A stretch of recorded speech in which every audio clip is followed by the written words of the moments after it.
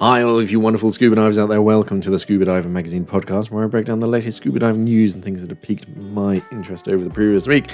This week on the podcast, I'm going to do my very best not to upload the completely unedited version. I apologise, everyone, for having to listen to that. I've got kids in daycare, so I get every single illness that's going around. I do have to edit these fairly heavily for all the coughing. I do apologise for that. I'm going to do my best this week and in following weeks also. This week in the news, wild fish have been shown the ability to recognise individual divers, just as long as we assist them with a few visual clues, such as the colour of our diving equipment. So it's nice to know that regular fish actually recognize us, which is quite sweet.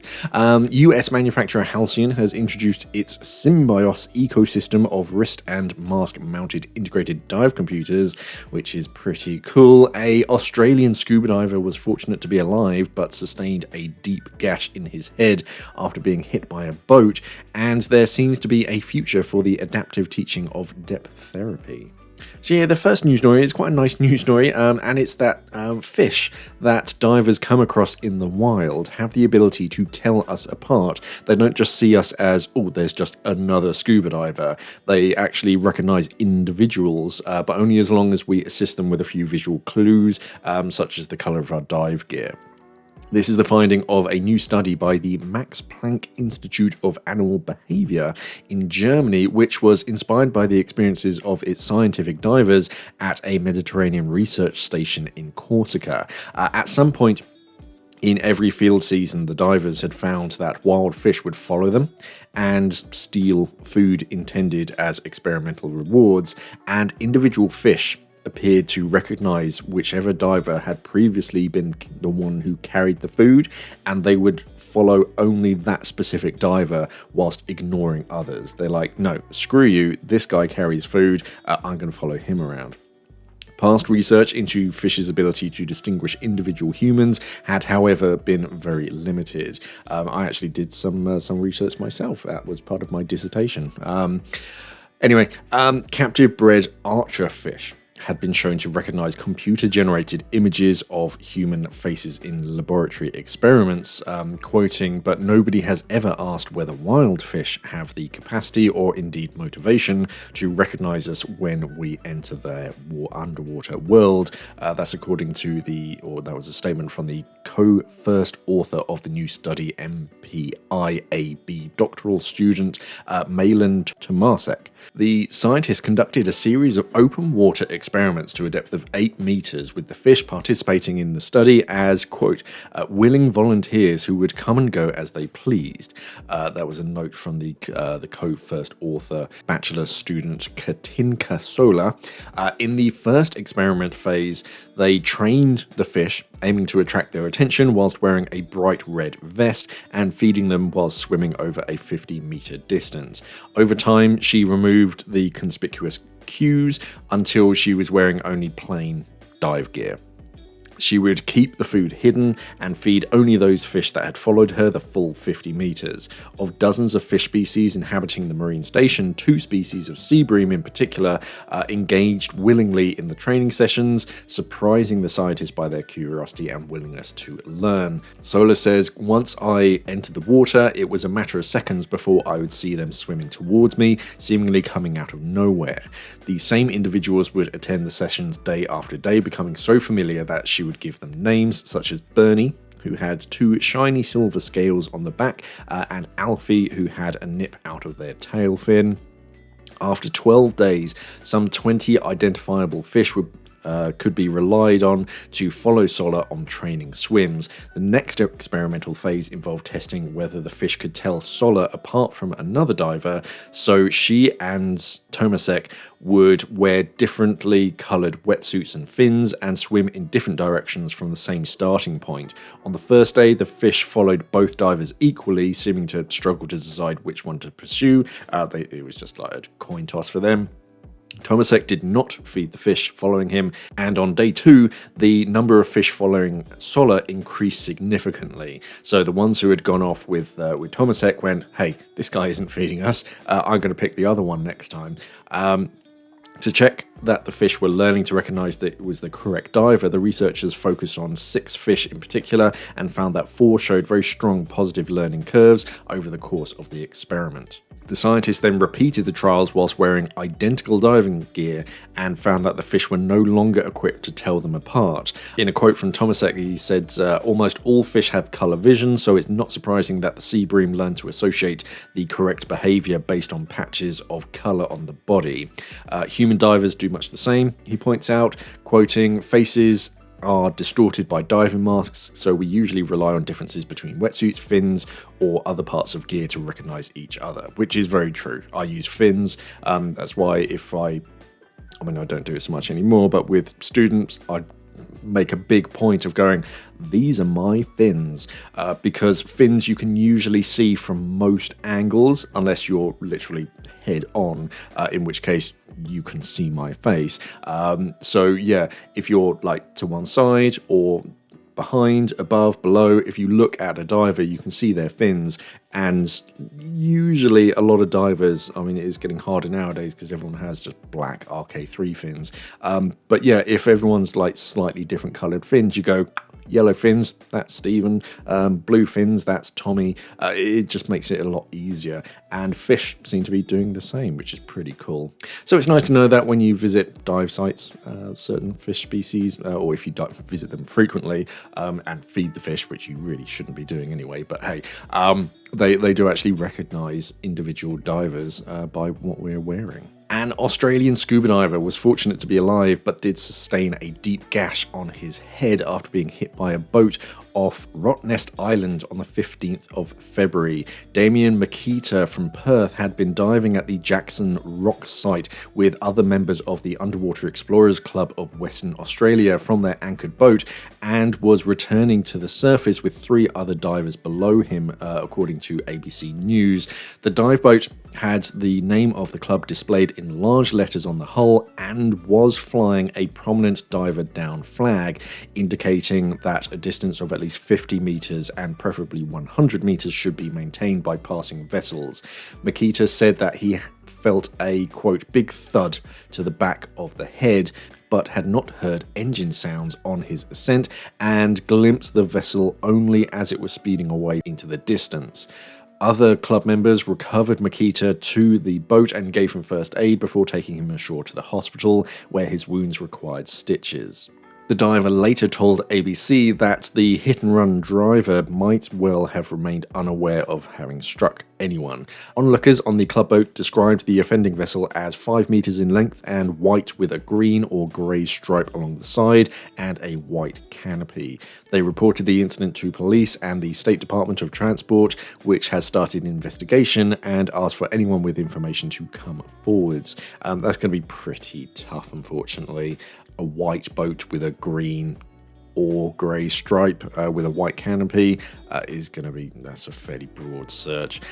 The witnesses estimated that the vessel had passed within 20 to 25 meters of their dive boat and had been traveling, quote, way too fast, leaving the divers, again quoting, inches away from a fatality, which is true. Yeah, it seems that too many boat and water users, they're not looking for diver down flags.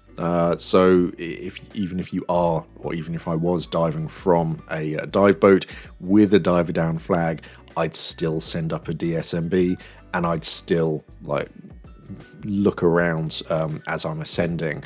It's impressive that he didn't hear the noise. Usually you can hear boats from a good distance away, and even if they are screaming through the water, you can still hear the engine noise.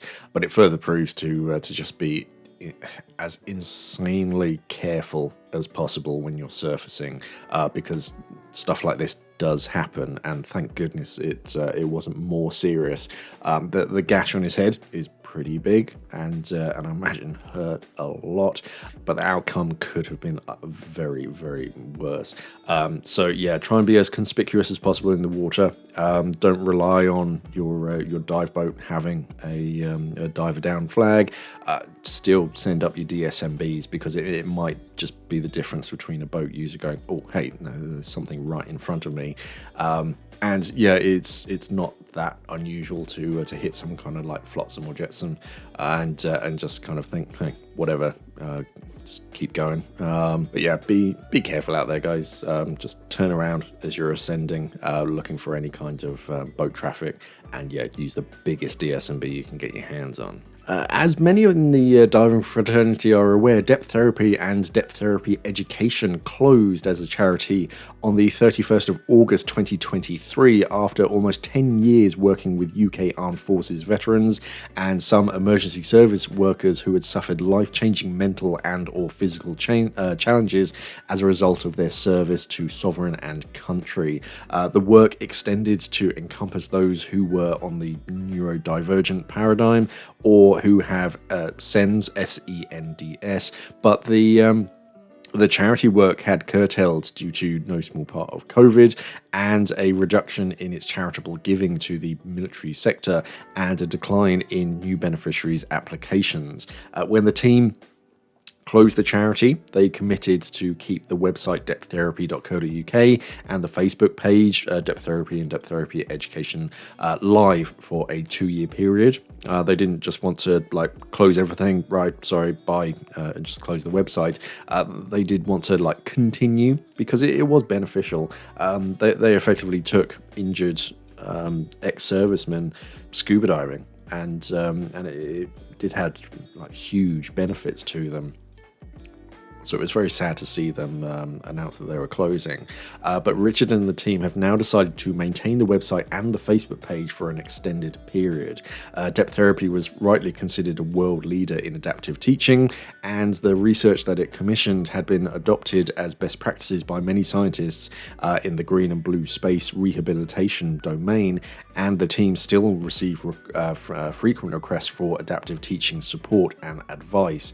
So the former Depth Therapy team, who now just as a group of friends with a keen interest in adaptive teaching, have focused on developing best practice in respect to adaptive techniques and to act as a repository for knowledge across this much misunderstood and misrepresented specialty of scuba diving. They're trying to be that kind of resource that people can go to, ask questions. Hey, what's the best way to do such and such, and they can better advise. They'll also seek to lead the way in pressing for ISO and WRSTC standards in respect of adaptive teaching and diving, and for the effective policing of the specialty, thus preventing unsubstantiated or exaggerated claims by individuals or agencies about the benefits of scuba diving to those with mental and or physical challenges or on the neurodivergent paradigm. Over the next few weeks and months, the website is going to change to reflect this new role, yet maintaining pride in its former charitable role. In the longer term, the team, which has retained its experienced instructors and dedicated medical advisors, are looking at developing an adaptive teaching program that transcends agencies and that puts the adaptive diver's needs to the forefront. Depth Therapy remains a RAID dive centre, and the team want to pay particular thanks to Roots Red Sea for acting as a corporate sponsor in maintaining the website, and to Dave Hubber and Simon McKay, who will continue to look after the website as they have done since 2014. Richard Cullen said, quoting, "The industry needs to accept standards for adaptive teaching that are pan-agency and not proven claims about the rehabilitative and mental health benefits of scuba needs to cease. There needs to be an environment that ensures honesty and integrity that is not dominated by commercialization." So it's nice to see they're still like active, just in a slightly different way. I mean, Sean and I, we used to talk about depth therapy fairly frequently back when I was working for Simply Scuba, and yeah, it is a benefit to these people, and yeah, it was such a shame to hear that they were announcing they were closing down, but it is again nice to hear that they're sticking around.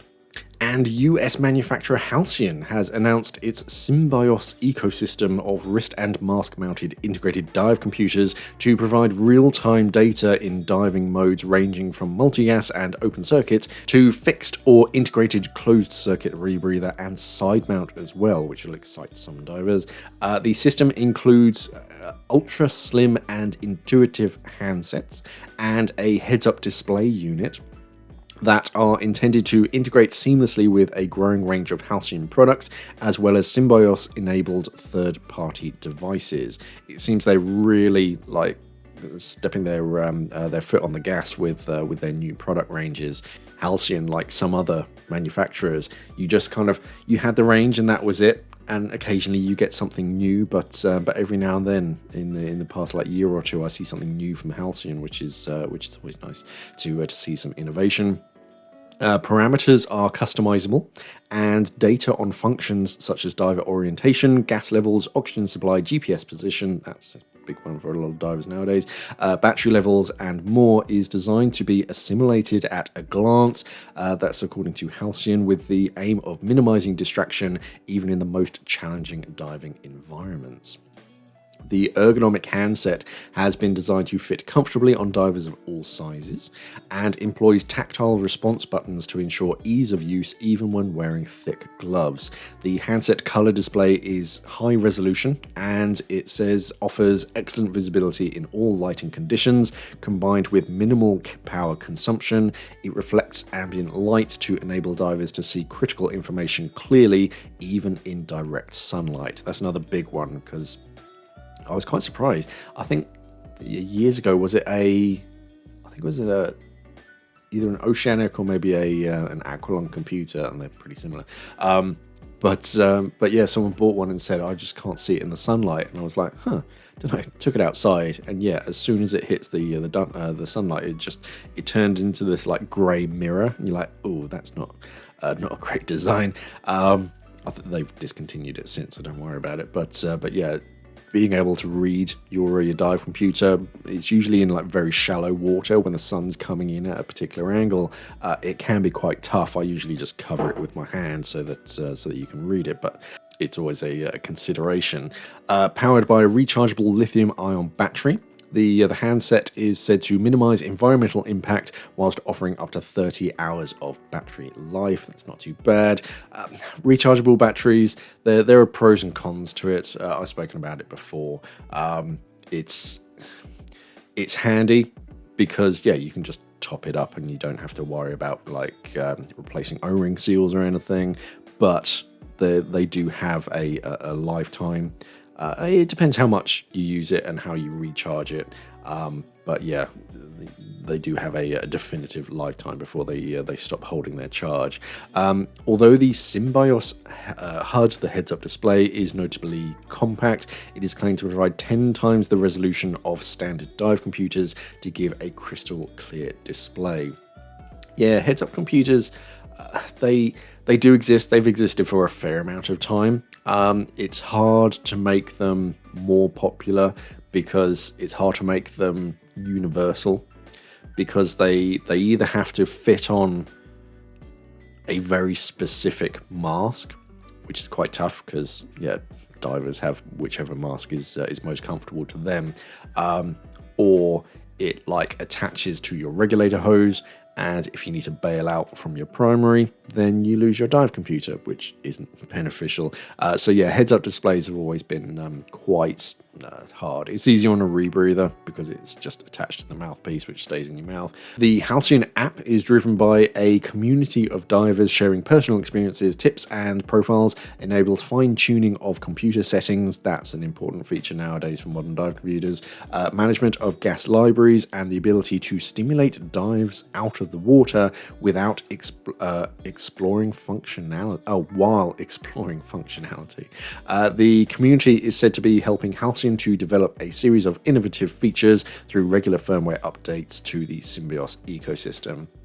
Yeah, that's another benefit of having our modern world, having everything integrated, in that you see it with Shearwater and a few other manufacturers where the community will love a product, but they'll say, hey, it would be really nice if it had this feature, or if it did this. And the good companies will say, yeah, let's get someone on that, and they'll roll out an update that has the new feature. So it is nice to see these kind of integrations, and that the manufacturers are listening to their customer base and saying, hey, okay, yeah, enough people have asked for this, we're going to put all of our effort into it and create this like special diving mode or whatever it is, and yeah, it just makes it a nice symbiotic relationship. The wireless integration system with the Symbiote rebreather and support for additional CCRs makes the Symbiote ecosystem valuable for many technical divers. Also supported are other Halcyon products such as the Tank Pod, which provides real-time tank pressure and trim position data. That's interesting. So it will show you like whether you're perfectly horizontal in the water or not, which is pretty cool. The system meets all electromagnetic compatibility requirements and is both FCC and CE certified. That's important so that you can sell it in the different markets. A comprehensive gas library, yeah, they mentioned that earlier, and profile setting ability allows users to push a preset collection of settings and gases to the computer with one click of the button, according to Halcyon. It's integrated with key dive metrics such as oxygen levels, scrubber temperatures, and battery status. Yeah, so you don't have to like fiddle with the computer before the dive to input your gas mix. You just have this gas library of your most common mixes and just go, I'm diving with this, that, and the other today. Oh, there's a whole list of prices which I'm not going to sort of run through because it's a fair list. But yeah, it's nice to see we're seeing it more and more nowadays with manufacturers' apps and things coming out, and things are very integrated, so they talk to one another. But yeah, it's and it helps with Halcyon because I feel like as much as they are a big brand, unless you're into like your GUE, you don't hear too much about them. Or maybe it might just be my experience with dive centers that I visit. You don't see them a huge amount on shelves. Again, that could just be the dive centers that I visit, but yeah, it's nice to see a brand like Halcyon really just mixing things up. The same with the Aqualung. I can't remember what they called it, but they had a new regulator, a first stage with a built-in transmitter and a fancy like connector to the hose and things to your second stage. And yeah, they didn't have to like put any like research and development into it, and actually produce this regulator. But it is nice to see that the brands are coming out with some kind of innovation. The only other news story that caught my eye was a court case following the death of a British music producer who died diving near Byron Bay. The dive centre couldn't produce their the service record of the regulator that he had rented from them, so they're getting like criticised that they could find like certain like information from them on one page where it was written that the regulator had been tuned, but not much more information than that. So I imagine a lot of dive centres and like rental rental places are going to be like tightening up, checking on their regulator service log and going, you know what, let's make sure this is up to date before we let anything out. But there wasn't sort of much to that news story. That it was just going over the events. The only new information was that the service log for the scuba gear couldn't be produced. But I've got a little time to go through some Ask Mark questions. The first one comes from TSHZ4LX. Mark, not related to this video, but when will you do DPV reviews? I'd like to know your thoughts on black tip, Suex, Seacraft, etc. Always interesting to watch you. Thank you. As soon as they give me one to play with. They're one of those things where 1% of the overall market are probably interested in DPVs, especially your like Suex and black tips and whatnot. Yeah, they're all cool. I can do some reviews. I just need to get hold of one. I certainly don't have the budget one for one because I'm moving house and building a new studio. So yeah, don't have the budget for a bunch of DPVs.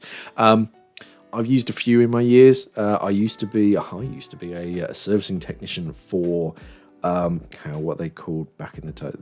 They were Sea-Doo, but then didn't Yamaha take them over? But anyway, yeah, they were very simple on the inside. So yeah, service technician was very much just a matter of if this part is corroded, take it out and replace it. That was about it. But yeah, the proper like Suex stuff is definitely worth looking into. Maybe in the future. It might be a while. I'm not going to make any promises because yeah, most of the stuff that we get to test out has to be given to us by brands. So it is really up to them if they want us to take a look at them. Hipal 2271, what do you think about buying from Amazon?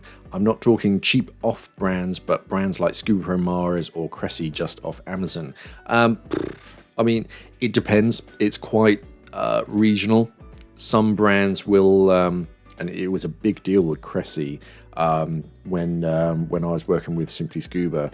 We effectively told them, no, we're not going to stock and promote your brand if you're selling direct to Amazon, just out of principle, because you see it all the time where Amazon, they sell a product, their algorithm determines that something's selling very well, so they send one of them off to reproduce them under their own brand name, and then they just undercut the original. So yeah, we were quite against it, and I'm still like personally morally against it. But I mean, yeah, it's just a retail site. It's just you just have to be careful with Amazon as to where it's actually coming from. If you can see that the Scuba Pro or Mars, the branded item is coming from a dive center, just check out and get in contact with the actual dive center, because chances are they'll make more money. I mean, it'll probably cost exactly the same as if you are buying it from Amazon, but the dive center themselves make a bit more margin and they're going to survive a bit longer, so it's better to buy direct from that dive center. I mean, ultimately, yeah, if you can only get it from Amazon, fine. You do have certain protections as a customer buying through Amazon. It's just personally, I'm just against it a bit. And if I'm looking for some dive equipment and I find something on Amazon, I'll actually try my hardest to find an alternative that isn't on Amazon. But yeah, a lot of that's just like personal. The AMP33, aren't the XTX 200 and the XX50 identical except for the silly metal cosmetics? I think so, yeah. The XTX 200 and the 100, if you can still find one of them, they just had metal inlays in the front cover, whereas the XTX 50 is just like rubber. Otherwise, yeah, they're effectively the same thing. Sergeant Major Red Flag. Anyone thinks that Casio will do a dive computer one day? Maybe. I don't think there's a huge market for them. They do have some watches that have some diving functions. Their Frogman has like a depth sensor, I think. So and the hour and the minute hand kind of join together and become like a depth sensor, and they also do like a surface interval as well. So they do have some diving functions, but I don't think they have like an algorithm or anything in them. I honestly don't know if there's a big enough market for them. Dive is still wear their diving watches anyway, just as a timepiece. So I don't know if there's much like motivation for them to actually make a full-blooded dive computer. And finally, Shaymong says, I've always wondered, why do we mount the cylinder with its valve facing forwards? Couldn't you turn the cylinder 180 and then not have to worry about any of this? That's on the video, how to stop your regulator hitting the back of your head. You'd have slightly longer hoses, but that doesn't sound like too much of a problem. You do see some divers, but it is incredibly rare. It's usually like commercial divers who needs like a little extra space behind the back of their head, who have the valve and the regulator facing outwards. But even so, a lot of commercial divers have it facing forwards, the normal ways as such. The main downsides is that your regulator is much more exposed, as are all of your hoses, so you're more likely to bump them into literally anything. So if you're diving in overhead environments, that's going to be the first thing to clunk into something, and of course that's what you're breathing from. You don't want that to get damaged. Or if you have your rig like standing upright and it falls over, if it's like facing into the BCD, your regulator's a bit more protected. Whereas if it's facing outwards, then yeah, your regulator is just going to smack into the deck or whatever. So yeah, it is just much more exposed, and your hoses are going to be up away from you, so they're more likely to get tangled up in things or caught on something. Yeah, as you say, they do need to be a little bit longer. So yeah, it is mainly downsides. As long as your cylinders like correctly placed on your in the cam band, it's not too much of an issue. It's a clonk in the back of your head. One thing that you can do, which I've just finished making a video on, is like change the valves. You do get some cylinder valves nowadays that are very short, so you're less likely to clunk your head on something. But yeah, there's not too many benefits to having your cylinder facing outwards. And that's it for another week. So thank you very much for listening, everybody. We're getting pretty close to the Go Diving show. That's in a few days' time now.